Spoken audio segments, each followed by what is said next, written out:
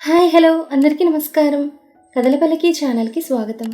ఇప్పుడు మనం mister attitude part 54 విందాం. జరిగింది పెళ్ళైనా, తీసుకునొచ్చింది ఇంటి కోడలుగా అయినా అది వాడి దృష్టిలో. నా దృష్టిలో వాడికి అసలు పెళ్ళే కాలేదు. పెళ్ళాం రాలేదంటున్న చాముండి వైపు అయోమయంగా చూస్తున్న అను వైపు చూస్తూ ఏ చేత్తో తన పట్టుకుని ఇంట్లోకి తీసుకొచ్చాడో అదే చేత్తో దాని ఇంట్లో నుంచి బయటికి గెంటిస్తాను చూడండి అదోలా నవ్వుతూ చాముండి. ఆ మాటను గది బయట నిలబడున్న మంగరత్నం నాకు తెలుసు నా ఆడబిడ్డ ఏదో ఒకటి చేసి జరిగిన పెళ్లి పెటాకులు చేస్తుందని. అంతేకాదు నా బిడ్డ ఇంటికోడలు అయ్యేలా కూడా చేస్తుంది. నా ఆడబిడ్డ బంగారం అంటూ చాముండికి చేతులతో దిష్టి తీసింది మంగారత్నం. దానికి చిన్నగా నవ్విన చాముండి, చూడు అను, అతి త్వరలో ఆ మధు శౌర్య జీవితం నుండి ఎగ్జిట్ అయ్యి ఆ ప్లేస్లో నువ్వు విన్ అవుతావు, సరేనా అని హామీ ఇచ్చింది. అది విన్నా అను కన్నింగా నవ్వుకుంది. మంగారత్నం కూడా ఆనందంగా నవ్వుకుంది. మధుకి కాల్ చేసి మాట్లాడాలనుకున్న అంబిక ఫోన్ తీసుకుని మధుకి కాల్ చేసింది. ఒక్కటంకే కాల్ ఎత్తిన మధు అత్తమ్మా అనబోయి ఆగిపోయింది. పిచ్చి పిల్ల, నువ్వు నన్ను అలాగే పిలువన్న అంబిక మాటకి ఏడుస్తూ అత్తమ్మా అంది మధు. ఎలా ఉన్నావు తల్లి అని అడిగింది అంబిక. నేను బాగున్నాను అత్తమ్మ, మీకు నాపై కోపంగా ఉంది కదా అని అడిగింది మధు. పిచ్చిపిల్ల, నాకెప్పుడూ నీపై కోపం లేదు. అయినా నీకు నువ్వుగా ఏం చేయలేదని నాకు తెలుసన్న అంబిక మాటలు విన్న మధు మనసు ఇప్పుడు కాస్త ప్రశాంతంగా మారింది. దాంతో బెడ్ మీద రిలాక్స్గా కూర్చుని విక్కీ ఎలా ఉన్నారు అత్తమ్మ అని అడిగింది మధు. వాడు గురించి వదిలే మధు, ముందు నీ గురించి చెప్పు. నువ్వెలా ఉన్నావు, కొత్త జీవితం ఎలా ఉంది, శౌర్యని బాగా చూసుకుంటున్నాడా అని అడిగింది. అన్ని ప్రశ్నలు అడిగితే అని ఒకే ఒక్క సమాధానం చెప్పి ఊరుకుంది మధు.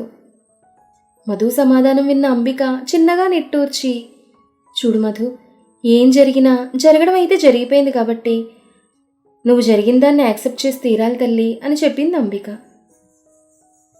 మధు సైలెంట్గా వింటోంది అంబిక మాటల్ని. చూడు మధు, ఆడపిల్లై పుట్టాక పెళ్లి చేసుకుని అత్తారింటికి వెళ్ళవలసిందే. అదే నీ జీవితంలోనూ జరిగింది.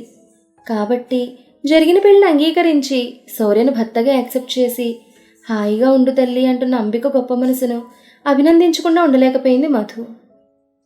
అత్తమ్మ, నాకు మీ ఒళ్ళో పడుకుని సేద తీరాలనుందంటున్న మధు మాటలకి కళ్ళల్లో నీళ్లు తిరుగుతూ ఉండగా నాకు కూడా నిన్ను చూడాలనుంది తల్లి అంది బాధగా. ఆ తర్వాత చాలాసేపు ఇద్దరూ అది ఇది మాట్లాడుకుంటూ ఉన్నారు. ఆఫీస్కి వెళ్ళిన శౌర్యకి మధు గుర్తు రావడంతో మధు ఫోన్కి కాల్ చేశాడు. కానీ ఎన్నిసార్లు చేసినా బిజీ అని వస్తోంది.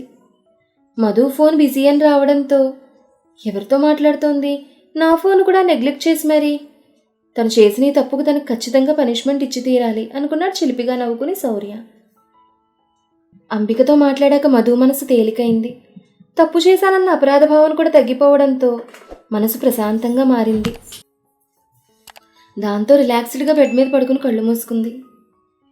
ఆఫీస్కి వెళ్ళిన విక్కీకి తన మనసులో లేదు. పదే పదే మధు గుర్తొస్తోంది. ఆమెను ఒక్కసారైనా కలవాలనిపిస్తోంది. అందుకే మధుకు కాల్ చేశాడు. కానీ నిద్రపోతున్న మధు కాల్ చూసుకోలేదు. మధు కాల్ అటెంప్ట్ చేయకపోవడంతో అసహనంగా ఫోన్ టేబుల్ మీద పడేసి పాకెట్ నుండి సిగరెట్ తీసి వెలిగించి తాగడానికి పెదాల వరకు తెచ్చుకుని కూడా కింద పడేశాడు. కారణం, తను మధుకి మందు సిగరెట్ ముట్టుకొనని మాట ఇవ్వడం గుర్తు రావడం. మధు గురించి ఆలోచిస్తున్న విక్కీకి శౌర్యపై విపరీతంగా కోపం వచ్చేస్తోంది. తను మధుని తన నుండి దూరం చేసిన శౌర్య అంటే కోపం పెరిగిపోతుంటే ఎదురుగా ఉన్న కూర్చుని కాలితో గట్టిగా తన్నాడు. మధ్యాహ్నం అవుతుండగా మెలకువలోకి వచ్చిన మధు ఆవలిస్తూ లేచి కూర్చుని వాచ్ వైపు చూసుకుని, అమ్మో చాలా టైం అయింది, అందుకే అనుకుంటూ ఆకలి వేస్తోంది అనుకుంటూ కిందకు వెళ్తుంటే, అమ్మా మిమ్మల్ని పెద్దమ్మగారు పిలుస్తున్నారని చెప్పింది గౌరీ. వస్తున్నానంటూ శ్యామలాదేవి గదికి వెళ్ళింది మధు. మధుని చూస్తూనే, రామ్మ మధు, వచ్చిలా కూర్చో అంది శ్యామలాదేవి.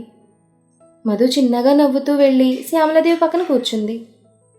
చూడు తల్లి మధు, ఇది నాకు మా అత్తగారు మొట్టమొదటిసారి కోడలుగా ఇంట్లోకి అడుగు పెట్టినప్పుడు ఇచ్చిన పచ్చలహారం అంటూ బెడ్ మీద ఉన్న పచ్చలహారాన్ని మధు చేతిలో పెట్టింది. చేతిలోని పచ్చలహారం వైపు చూసిన మధు, చాలా బాగుంది బామ్మగారు అంది నవ్వుతూ. కదా, నీ మెడలో అయితే ఇంకా బాగుంటుందంటూ గౌరీ వైపు చూసిందామె. సరే అమ్మా అంటూ ఆ పచ్చలహారాన్ని మధు మెడలో వేసింది గౌరీ. అది చూసిన మధు, అయ్యో నాకెందుకండి అంటూ మెడలో నుండి తీసేయబోతుంటే మధు చేతిని పట్టుకుని ఆపుతూ, మా అత్తగారు నాకు ఇచ్చిన ఈ హారాన్ని నేను నా మనవడి భార్యకి ఇవ్వాలని దాచిపెట్టి ఉంచాను. ఇప్పుడు నా ఆశ నెరవేర్చుకుంటున్నానని సంబరపడిపోతున్న ఆవిడ వైపు చూస్తూ, లేదు నాకొద్దు బామ్మగారు అంది మొహమాట పడుతూ మధు. దానికి ఆవిడ చిన్నగా నవ్వుతూ, వద్దంటే ఎలా, నువ్వు ఇంటి కోడలివి, నా కుటుంబానికి వారసుని ఇవ్వబోయే అమ్మాయివి, నీకు కాకపోతే ఇంకెవరికుంటుంది దీన్ని తీసుకునే అర్హత అంటూ పచ్చలహారం వేసుకుని నిండుగా ఉన్న మధుకు చేత్తో దిష్టి తీసింది ఆవిడ. ఆవిడ చూపుతున్న ప్రేమకు మధు పొంగిపోయింది. కాసేపు అక్కడే ఉండి అది ఇది మాట్లాడి తర్వాత లంచ్ చేసి గదిలోకి వచ్చిన మధు ఫోన్ తీసి చూసేసరికి శౌర్య నుండి ఇంకా విక్కీ నుండి మిస్డ్ కాల్స్ ఉండడం చూసి ఎవరికి ఫోన్ చేయాలని ఆలోచించి ఎవరికి చేయను అనుకుని ఫోన్ పక్కన పడేసి బాల్కనీ వైపు వెళ్ళి బాల్కనీ కింద ఉన్న గార్డెన్ వైపు చూస్తూ నుంచుంది. అలా ఎంతసేపు అక్కడే ఉండిపోయిందో కూడా తెలియదు.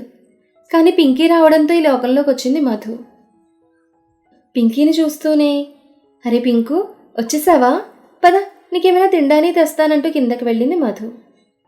ఇంతలో పింకీ ఫ్రెష్ అయి రావడంతో పింకీకి స్నాక్స్ తినిపిస్తూ స్కూల్ విషయాలు మాట్లాడుకుంటూ ఇద్దరూ చాలాసేపు అలానే సరదాగా గడిపారు. నైట్ అవ్వడంతో పింకీకి డిన్నర్ తినిపించి ఆమె నిద్రపుచ్చింది మధు. రాత్రి 9 అవుతుండగా ఫోన్ మాట్లాడుతూ గదిలోకి వచ్చాడు శౌర్య. శౌర్యని చూస్తూనే నెమ్మదిగా పింకీ పడుకుందన్నట్టుగా సైగ చేయడంతో శౌర్య బాల్కనీలోకి వెళ్ళి ఫోన్ మాట్లాడి వచ్చేసరికి పింకీకి దుప్పటి కప్పి బెడ్ మీద నుంచి లేస్తూ ఉంటే మధు చేయిని పట్టుకుని మీదకు లాక్కున్నాడు శౌర్య. మీదకు లాక్కున్న శౌర్య వైపు పెద్ద పెద్ద కళ్ళు వేసుకుని చూస్తూ ఉంటే, ఏంటే నా ఫోన్ అటెంప్ట్ చేయలేదు అన్నాడు యాటిట్యూడ్గా చూస్తూ. అయితే అంది వెనక్కి తోసి ముందుకు వెళ్తూ మధు. ముందుకు వెళ్తున్నాం నడుము పట్టుకుని మళ్ళీ మీదకు లాక్కుని వెనక నుండి హత్తుకుని ఆమె మెడ మీద పెదవులతో రాస్తూ ఐ మిస్ యూ అన్నాడు చిన్నగా. శౌర్య పెదవుల రాపిడికి ఉక్కిరిబిక్కిరవుతూ గుటకలు మింగుతూ ఉండిపోయింది మధు. వెనుకగా ఉన్న మధును తనకు అభిముఖంగా తిప్పుకొని ఆమె కళ్ళల్లోకి చూస్తూ, నన్ను మిస్ అవ్వలేదా బుజ్జి అని అడిగాడు మత్తుగా. లేదు అనబోయిన మధు శౌర్య తన వైపు కోపంగా చూసేసరికి అయ్యాను అంది భయం భయంగా. అవునా, ఎంత మిస్ అయ్యావు అని అడిగాడు తమకంగా. అసలు మిస్సే అవ్వకపోతే ఇంత అంతా ఎలా చెప్పగలనా బొంద అని తన మనసులో అనుకుని బయటకు మాత్రం ఇంతని చెప్పలేని శౌర్య గారు అంది పళ్ళెకిలిస్తూ మధు. కానీ నేను చెప్పగలనంటూ చటుక్కున ఆమె పెదవులను అందుకుని ఎంతగా తన్ని మిస్ అయ్యాడో ఒక్క ముద్దులో చూపించాడు శౌర్య. మన తర్వాత ఏం జరిగిందనేది నెక్స్ట్ ఎపిసోడ్లో తెలుసుకుందాం. ఈ కథ మీకు నచ్చితే లైక్ చేయండి, షేర్ చేయండి, కామెంట్ చేయండి.